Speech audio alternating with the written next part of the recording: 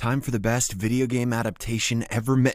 Oh, we're doing Assassin's Creed? Ugh. The movie begins with a historical explanation of the Knights Templar, a group that is notorious for their malicious intentions. They have been on a relentless quest for the Apple of Eden, a mysterious artifact said to grant its possessor the power to control the free-thinking ability of humans. For centuries, they have sought to obtain this powerful relic. However, the only ones standing in their way are the Brotherhood of Assassins, a secret and ancient organization dedicated to stopping the Templars and safeguarding humanity from Apple's potentially devastating influence. The narrative then shifts to 1492 AD in Spain, where we are introduced to Aguilar, a skilled member of the assassin tribe. He is initiated into the Brotherhood and takes on the solemn duty of combating the Templar, vowing to prevent them from acquiring the apple at any cost. As part of his initiation, Aguilar undergoes the traditional ceremony of having his ring finger severed and is bestowed with special gauntlets by his fellow assassin, Maria. During this process, he recites the creed that governs the actions of the assassins. We work in the dark to serve the light. We are assassins. The scene then fast forwards to the 20th century, where we meet Callum Lynch, a troubled young boy. He tries to ride his bicycle across rooftops, but sadly, this is a dumbass idea, and he cannot make it to the other end and falls. After this, he goes home, only to encounter a tragic event involving his assassin father and Templar mother. He spots his mother sitting lifeless on a chair, and his father holding a knife, making it evident that he killed her. Just then, a group of Templars approach the house, and so Callum's father advises him to run away. Left with no choice, the scared boy escapes through the rooftops, leaving his old life, and thankfully his bicycle, behind. In the present day, an adult Callum finds himself imprisoned and condemned to death for a crime he allegedly committed. It's his birthday, and he is supposed to be given the death penalty on the same day. The prison guards take him to a torture room, where they tie him to a bed and inject a mercury fluid inside of him. In the last few minutes, Callum remembers all the beautiful moments he spent with his mother, and also curses his father for troubling them. Surprisingly, Callum then opens his eyes inside a mysterious facility where he meets Dr. Sophia Riken. She tells him that he is already dead to the rest of the world. Dr. Sophia then reveals that he has a unique heritage and that he must help her in her research. Callum, who is still confused as to what is going on, gets up and tries to escape. However, when he crawls to the edge of the facility, he discovers that he is somewhere in the outer world and it's impossible to run away. Dr. Sophia tells him that he is inside the Abstergo Foundation building, a company seeking to achieve global peace. Just then, a guard tranquilizes Callum, rendering him unconscious. He is then taken to an experiment room where Sophia introduces him to the Animus, a remarkable machine that analyzes human DNA and allows them to relive the memories of their ancestors. Despite his refusal, Callum is connected to the machine, and he gets the vision of Aguilar, who lived over 5 centuries ago. As Callum delves deeper into the mesmerizing experience of being in Aguilar's shoes, he finds himself standing on a cliff alongside other skilled assassins, all focused on a crucial mission to rescue Prince Ahmed, the son of Sultan Muhammad. The young prince has been captured by the Templars and is hidden in a barn. Amidst the tension, one brave villager steps forward, revealing that he had been hiding the prince. However, this turns out to be a big mistake, as Ojeda, a ruthless Templar commander, orders the execution of the villager's entire family. The Templars then declare that the entire town will face repercussions for their alleged involvement with the assassins. Meanwhile, Aguilar and his fellow assassins, who are cloaked in shadows, stealthily move towards the Templars to save Prince Ahmed. In a swift and precise attack, Aguilar pounces on the Templar commander, while the other assassins skillfully neutralize the guards protecting the prince. However, Ojeda proves to be a strong adversary, and he fights back. After killing an assassin, he goes after Maria, who is trying to escort the prince to safety. Following this, a lengthy chase ensues, with Aguilar desperately trying to catch up with Ojeda. On horseback, he makes daring leaps and maneuvers, displaying his extraordinary abilities. He eventually manages to jump onto the same carriage as Ojeda, engaging in a fierce battle to secure the prince's safety. In the present day, Sophia suddenly disrupts Callum's connection to the Animus, pulling him back to reality. Because of this, Callum experiences the bleeding effect, where the memories of his ancestor briefly overlap with his present self, causing disorientation and headaches. He even starts seeing Aguilar's visions without being connected to the Animus. In the next scene, Sophia and her father Rickon talk about their progress in locating the Apple of Eden. They are actually Templars, who believe that Callum, being a descendant of Aguilar, holds the key to its hiding place. Sophia's desire to secure her place in Templar history drives her determination, while Rickon is eager to obtain the apple to further the Templars' goals of controlling humanity. Meanwhile, as Callum wakes up from the Animus, he is still having lingering visions of Aguilar and his past life. Sophia explains the Animus's purpose and urges Callum to cooperate fully to unlock more valuable information and memories from his genetic lineage. She calms Callum down and then takes him to the other room, informing him that they have been monitoring him since his birth. Sophia also shares the tragic backstory of Aguilar, revealing that his parents were murdered by Ojeda, driving him to seek revenge and eventually join the assassins. Hearing all this, the significance of the apple and its connection to Aguilar's past life begins to unravel, and Callum realizes the immense responsibility that he bears. The scene then shifts to the facility's dining hall, where Callum becomes the subject of curiosity and observation by other patients, who are also part of the Templar experiments. Right then, Moza, a descendant of a Haitian assassin, reaches out to Callum, cautioning him to make the right choices and align himself with the true cause. He secretly suggests Callum not cooperate with Templars. On the other hand, tensions rise as Rickon confronts Sophia about Callum's progress. He demands immediate results and threatens to replace her if she doesn't comply. Sophia, however, remains steadfast in her determination to unlock the secrets hidden within Callum's genetic memory. When Callum is alone in his room once more, he sees the haunting image of Aguilar. The visions trigger something within Callum, and he suddenly finds himself shadow fighting with his ancestor. To his amazement, Callum discovers that he possesses the agility and combat skills of Aguilar. When the attendants rush in to restrain him and take him to Animus, he unleashes his newfound prowess and tries his best to fight them off. However, he fails to do so and is dragged to the Animus. After being connected to the mysterious machine, he relives more of Aguilar's memories. This time, Callum finds himself trapped in a dungeon alongside Maria and their leader Benedicto. They are awaiting a gruesome execution orchestrated by Ojeda. The tension escalates as Ojeda sets Benedicto on fire right before their eyes. But Aguilar is not going to die so soon. In a daring display of skill, he frees himself and Maria from their restraints and unleashes chaos upon their captors. Together, they manage to escape the Templars, setting off a spectacular explosion in the process. The Templars chase them, with Ojeda and his forces putting in their full effort. Along with the rooftop chases and fierce battles, Callum experiences the thrill of Aguilar's adrenaline-pumping escapades. Despite Ojeda's determination, Aguilar's resourcefulness and agility allow him to outmaneuver the Templars time and again. However, back in the facility, the intensity of the memories take their toll on Callum, and he experiences a seizure, desyncing him from the Animus. Concerned for his well-being, Sophia calms him down and tends to him. After a while, when Callum regains his consciousness, Sophia reminds him of their vital mission for world peace and hands him his mother's necklace, an important reminder of his past. In the next scene, Rickon approaches Callum personally, offering him a proposition. In exchange for Callum's help in finding the Apple of Eden for the Templars, they promise him something in return. Next, Rickon brings Callum to a room filled with seemingly lifeless people. He shows Callum his father's blade, which he used to kill his mother, and reveals that he is also being held captive in the same facility. When Rickon leaves the room, Callum picks up the blade and is shocked to see a vision of his father standing before him. Back in his office, Rickon is confronted by Sophia, who scolds him for pushing Callum too hard. However, Rickon believes that tapping into Callum's hatred for his father will make him willingly enter the Animus. Finally, Callum confronts his father, Joseph, after years of anger and bitterness. The latter explains that his mother chose death over being used by the Animus, and that she sacrificed herself to protect him in the Creed. Joseph then warns Callum about falling into the Templars' trap, as the apple could bring destruction. However, despite his anger, Callum promises to find the apple and put an end to the Creed for what his father has done. He then hands over his mother's necklace as a gesture of his determination and proceeds to get connected to the Animus willingly. As Callum is taken back to his room, he is attacked by one of the assassin descendants, but somehow he manages to defend himself until the guards intervene. Following this, Callum willingly returns to the Animus, diving himself back into Aguilar's memories. This time, Aguilar and Maria locate the apple in the possession of the Sultan, who plans to exchange it for his son's release. As the Templar Grand Master Thomas opens the box containing the apple, Aguilar and Maria launch an attack on the soldiers, creating chaos. Aguilar manages to hold Thomas at knife point, but on the other hand, Ojeda does the same to Maria. This causes a tense standoff between the two parties, but in the end, Maria sacrifices herself to protect the Creed. Enraged at the loss of his dear friend, Aguilar unleashes a brutal attack on Ojeda and eventually kills him using Maria's hidden blade. He then escapes the scene with the Apple of Eden. Aguilar fights his way out of the tunnel, but finds himself surrounded by soldiers. However, determined Determined to keep the apple safe, he leaps over a bridge and into the water, swimming away to safety. Back to the present, we see the Animus slowly falling apart, but surprisingly, Callum is unharmed and still connected to Aguilar. The scientists around him eagerly observe Aguilar meeting with Christopher Columbus and handing over the apple, making him swear to keep it safe and a secret until his death. After this revelation, Sophie quickly orders her men to dig Columbus's grave and find the Apple of Eden. As the other assassins sense the change in the facility, they engage in fierce battles with the guards to reach Callum and kill him. Meanwhile, Callum finds himself in a mental landscape surrounded by Aguilar and other Creed assassins. He sees the face of his mother, dressed as an assassin, leading him to find the apple. In a desperate move, Rickon orders his men to purge the facility and prepares to escape. The other assassins successfully take control of the facility, eliminating the guards and making their way to the Animus. Joseph also fights bravely, but is eventually killed. Later, when the assassins reach the Animus, they are shocked to see Callum talking to his dead mother. She emphasizes the importance of the Creed and tells him to stop the evil. With this, Callum finally embraces his role as an assassin and leads the others in a counterattack against the Templar soldiers, flooding the room. He rushes to the rooftop, hoping to stop Rickon's escape. Unfortunately, it is too late, as Rickon takes off in a helicopter. Next, the Templars conduct a secret unveiling of the Apple of Eden. When Sophia finds out about her father's ill intentions, she refuses to be with him and even tries to stop him from announcing their evil plans. However, Rickon does not listen to her and unveils the apple at the gathering. Unbeknownst to them, Callum and the assassins have already infiltrated the building and are poised to strike. As Rickon unveils the glowing apple to a cheering audience, Callum makes a bold move and brutally kills him. He then disappears into the crowd with the apple. In the last scene, Sophia discovers her father's lifeless body and declares to take over his company. The movie ends with Callum standing on a rooftop overlooking the city, holding the powerful Apple of Eden alongside two fellow assassins. However, the fate of the artifact and the future of the Creed still remains uncertain. And it will forever, because this movie did very poorly. Subscribe for more videos like this,